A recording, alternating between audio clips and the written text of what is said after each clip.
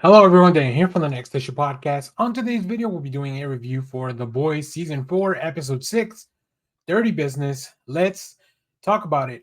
Before I get into any big spoilers, once again, this was another great episode. I think this was probably one of the funniest slash like edgier, more like it was very there was a lot of really weird kind of stuff, a lot of kinky stuff.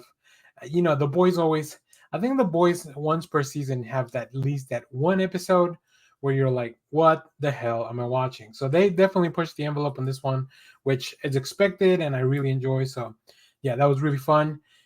There's also a lot of big reveal towards the end of the episode as well. And I think one of the most interesting parts is the omission of a character in this episode. We'll talk about all that stuff. But boy, oh boy, things are escalating. We only have a couple of episodes before the season finale. So, like, where are we going to go from here? What's going to happen with only one more season? I think the boys, the group is very disjointed now. So, hopefully, we can bring them back before the end of the season as a group because I think that's how they work best together. I would have to say, uh, yeah, like Huey was probably one of the MVP characters on this one. And man, just like I said, pushing the envelope, pushing the limits, but it makes for really fun television. So let's get into it. So in this episode, we start with Butcher and Joe, or as I call him, Joe, because we don't know if he's real. They're talking to Dr. Sumry, and he they want to make the virus, right? They want to remake the virus. They want to make it strong enough to kill Homelander. In the meanwhile, we get one of the funnier scenes of the episode where Huey is on a tour of the movie Made in Manhattan in New York, and he's spreading his dad's ashes throughout locations. In the tour, he explains that his dad loved the film, and then they're also like, there's always he's with his mom, who we know she's real now, and with Annie as they're walking. Kimiko's also there along with them, uh, and somebody just yells like, "This is a time where like all these people that have been just kind of preemptively like they've been primed to attack and yell mean things at Annie, aka Starlight, because she's the enemy. So yeah, that happens because she's kind of a public figure. So we also see Kimiko multiple times throughout the episode, really trying to visit Frenchie in jail, and he is part of he's that omission I was talking about when we're doing spoiler free. So we don't see Frenchie in this episode. He doesn't want visitors. Kimiko is trying to see him. So that was really sad. That was I think Ken Fukuhara really plays this very well. So yeah, it's very well done. I Kimiko's a fantastic character. So then we see the boys trying to sneak into a party because they have been told by A Train that at this party they can really get a lot of dirt on the next move from Victoria, from Ted Knight, from all the everything that's going on is going to happen there. Big players, big moves are happening. They need to get more dirt on all these characters so they can expose them to the public.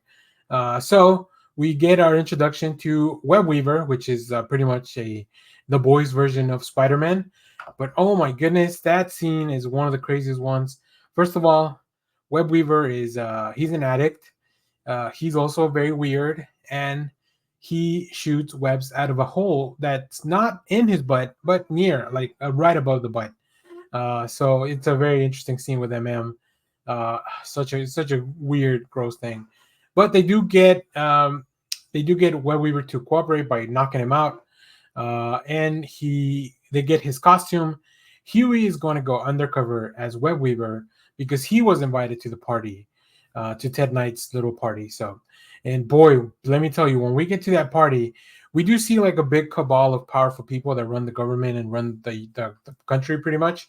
But in this world, Ted Knight is kind of he's the equivalent of Batman, but in a weird, more freaky way. Like I wrote in my notes, he's a freak Batman, and not in the fun way with Bruce Wayne.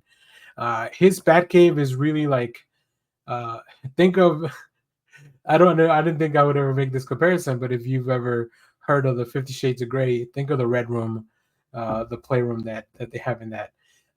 We do get to see a little bit of the guy, the hero who's playing Noir, who we don't know his powers, but apparently he can fly. And also the Deep talking about being left behind. They were not invited to this party. So like maybe that's gonna play out in the next couple of issues. Maybe I don't think the Deep's not smart enough to turn on Homelander, but this other guy who's playing Black Noir, he might. So MM, while they're doing everything, they have to go in because Huey is not responding. Once he went into the cave, in the Ted Knight cave, his transmissions went down. But MM, he's confronted by Sister Sage.